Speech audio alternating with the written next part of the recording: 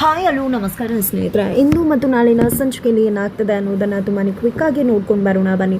ಅಲ್ಲಿ ಪವಿತ್ರ ಮದುವೆಗೆ ರೆಡಿ ಆಗ್ತದಾಳೆ. ಆದರೆ ಇಲ್ಲಿ ದೀವ್ ತನ್ನ ತಮ್ಮನನ್ನು ಕಾಪಾಡೋದಕ್ಕೆ ಅಂತ ಹೇಳಿ ತಿಲಕ್ ನನ್ನ ಹಾಸ್ಪಿಟಲ್ಗೆ ಕರ್ಕೊಂಡು ಬಂದಿದ್ದಾರೆ.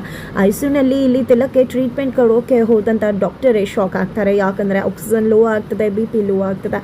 ಯಾವುದೇ ಕಾರಣಕ್ಕೂ ಇಲ್ಲಿ ತಿಲಕ್ನ ಉಳಿಸೋದಕ್ಕಾಗೋದಿಲ್ಲ. ಇದು ಸೀರಿಯಸ್ ಕೇಸ್ ಅನ್ನೋದು ಅವ್ರಿಗೆ ಗೊತ್ತಾಗುತ್ತೆ.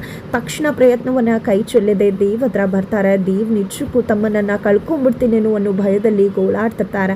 ಅದೇ ಸಮಯಕ್ಕೆ ಡಾಕ್ಟರ್ ಬರ್ತದಾಗೆ ಡಾಕ್ಟರ್ ಏನಾದರೂ ಮಾಡಿ ನನ್ನ ತಮ್ಮನನ್ನು ಉಳಿಸ್ಕೊಡಿ, ನನ್ನ ಪ್ರಾಣ ಬೇಕಿದ್ರೂ ಪರವಾಗಿಲ್ಲ, ಹೋದ್ರೂ ಪರವಾಗಿಲ್ಲ, ಆದರೆ ನನ್ನ ತಮ್ಮನ ಕಾಪಾಡಿ ಅಂತ ಹೇಳಿ ಕೇಳ್ಕೊತಿದ್ದಾರೆ. ದಯವಿಟ್ಟು ದೇವ್ ಸಮಾಧಾನ ಮಾಡ್ಕೊಳ್ಳಿ, ದಯವಿಟ್ಟು ಅರ್ಥ ಮಾಡ್ಕೊಳ್ಳಿ, ನಿಮ್ಮ ತಮ್ಮನ್ನ ಬದುಕಿಸೋದಕ್ಕೆ ಸಾಧ್ಯ ಆಗೋದೇ ಇಲ್ಲ. ಎಲ್ಲೇ ಹೋದರೂ ಕೂಡ ನಿಮ್ಮ ತಮ್ಮನನ್ನು ಯಾರೇ ಬಂದರೂ ಕೂಡ ಬದುಕಿಸೋಕ್ಕಾಗೋದಿಲ್ಲ. ಯಾಕಂದರೆ ನಿಮ್ಮ ತಮ್ಮನ ಕಂಡೀಷನ್ ಅಷ್ಟು ಸೀರಿಯಸ್ ಆಗಿದೆ ಅಂತ ಹೇಳ್ತಾರೆ. ಪ್ಲೀಸ್ ಡಾಕ್ಟರ್ ಆ ರೀತಿ ಹೇಳಬೇಡಿ, ನೀವೇ ಆ ರೀತಿ ಹೇಳಿದ್ರೆ ಏನು ಮಾಡೋದು ಅಂತ ಹೇಳಿ ಕೇಳ್ತಿದ್ದಾಗಲೇ ಡಾಕ್ಟರ್ ದಯವಿಟ್ಟು ಅರ್ಥ ಮಾಡ್ಕೊಳ್ಳಿ, ಹೆಚ್ಚು ಅಂದರೆ ನಿಮ್ಮ ತಮ್ಮ 10 ನಿಮಿಷ ಬದುಕ್ಬೋದು, ಹೋಗಿ ನಿಮ್ಮ ತಮ್ಮನ ಕಡೆ ಆಸೆ ಏನು ಅನ್ನೋದನ್ನು ಕೇಳ್ಕೊಳ್ಳಿ, ಮಾತಾಡ್ಬಿಡಿ ಅಂತ ಹೇಳ್ತಾರೆ. ಹಾಗಾಗಿ ದೇವ್ ಕೂಡ ICU ಒಳಗಡೆ ಹೋಗ್ತಾರೆ. ತನ್ನ ತಮ್ಮನ ಪರಿಸ್ಥಿತಿಯನ್ನು ನೋಡಿ ಕಣ್ಣೀರು ಹಾಕ್ತಿದ್ದಾರೆ.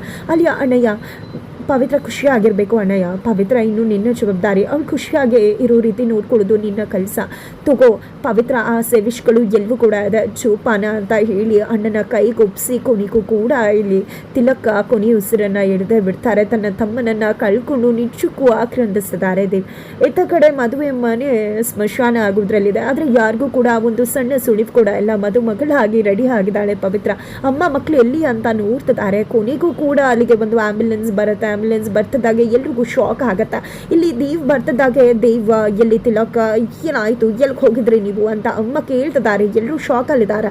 ಆಗ ಆ್ಯಂಬುಲೆನ್ಸ್ನಿಂದ ತಿಲಕ್ ಶುಭವನ್ನು ತೆಗೆದುಕೊಂಡು ಬಂದು ಮದುವೆ ಮನೆಯಲ್ಲಿ ಇಡಲಾಗುತ್ತೆ. ಅದನ್ನು ನೋಡಿದೆ ಎಲ್ಲರೂ ಕೂಡ ಗೋಳಾಡ್ತಿದ್ದಾರೆ, ಆಕ್ರಂದಿಸ್ತಿದ್ದಾರೆ. ನಿಜಕ್ಕೂ ತಿಲಕನನ್ನು ಕಳ್ಕೊಂಡಂತಹ ಆ ಒಂದು ನೋವು ಎಲ್ಲರಲ್ಲೂ ಕೂಡ ಕಾಣ್ತದೆ. ಹಾಗಿದ್ರೆ ಮುಂದೇನಾಗತ್ತೆ ಮುಂದಿನ ವಿಡಿಯೋ ನೋಡಿ.